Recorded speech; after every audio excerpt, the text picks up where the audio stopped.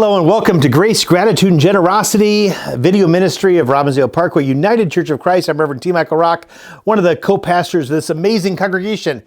And we just want you to be involved and to open up your heart, open up your soul to the possibility of healing and hope, compassion, care, and most of all, the source that brings us all together in this space is love. Love is what created this camera that I'm looking at right now. Love is what connects us through the medium that you're watching on. Love is what is most important in our lives. It is the strongest force in all the universe. And part of our journey is to remember that. Right now, several of youth and adults from Robbinsdale Parkway United Church of Christ are on a trip to Pine Ridge Reservation in South Dakota. And this is a sacred place, holy ground for me and for many others.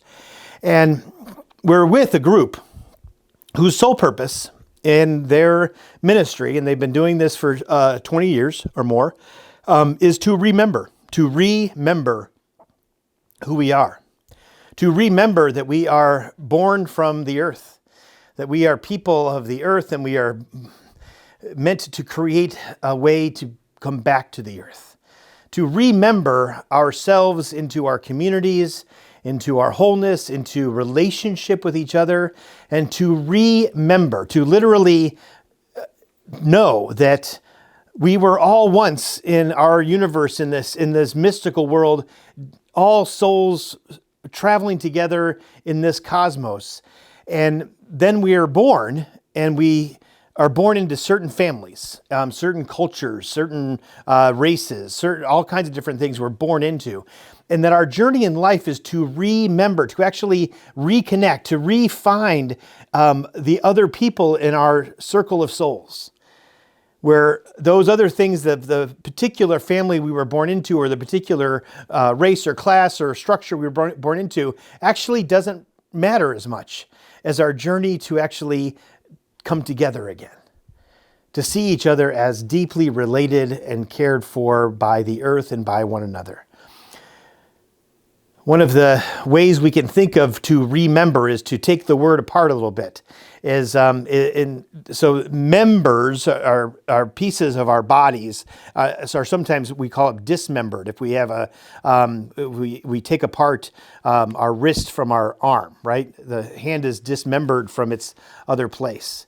And so part of the work of remembering is actually to put back together, to reconnect, to find that all the different ways we can make that hand be part of the arm again, to make the foot be part of the leg again, to make the arm be part of the body again. I mean, to remember ourselves. And we acknowledge in the work of remembering that there are many people who are a part of this ministry and for all kinds of various reasons. And our sole task is to remember them, to not forget who they are or their story, to hold it as sacred and trust it and love it, and to know that people are meant to be loved and cared for, and to not forget who they are. The big task for our kids and adults who go to Pine Ridge this week is to hear stories, to understand a little bit about the stories of the Oglala Lakota people, to understand their connection to the earth and creation, to understand who they are and what motivates them and the culture that has given such a rich heritage of song and story into the world. To hear and listen and understand is one task, but their bigger task is to come back into their world here in Minnesota or wherever their lives take them, and to actually remember in their brains the stories of the Oglala Lakota people. To not forget those stories because it becomes their stories. This is stories of their relations. Just like many people around the world have forgotten where they come from. Or because they were adopted, they never had a chance to learn where they come from.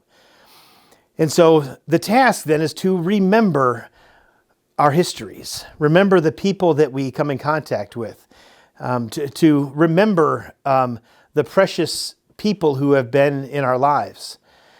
I lead retreats and workshops all over the country in different places at different times. And one of the things I always do when I gather new people together is I ask people to tell a story.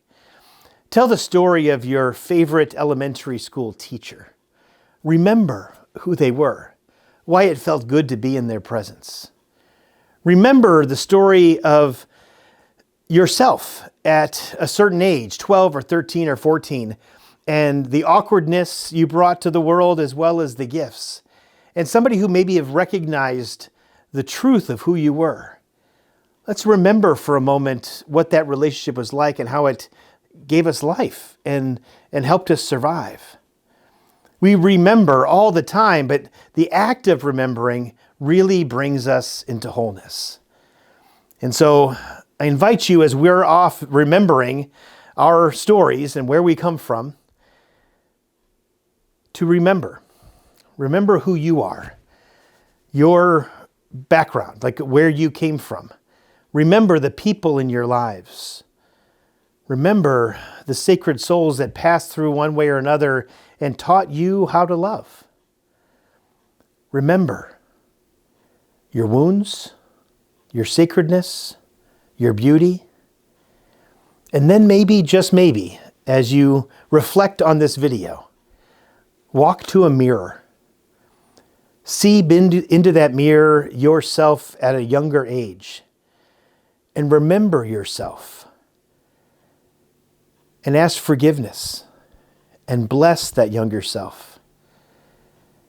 And spend some time reminding your younger self that they are loved and you carry their sacred memory deep in your soul and your heart as we all work in this world to learn how to love.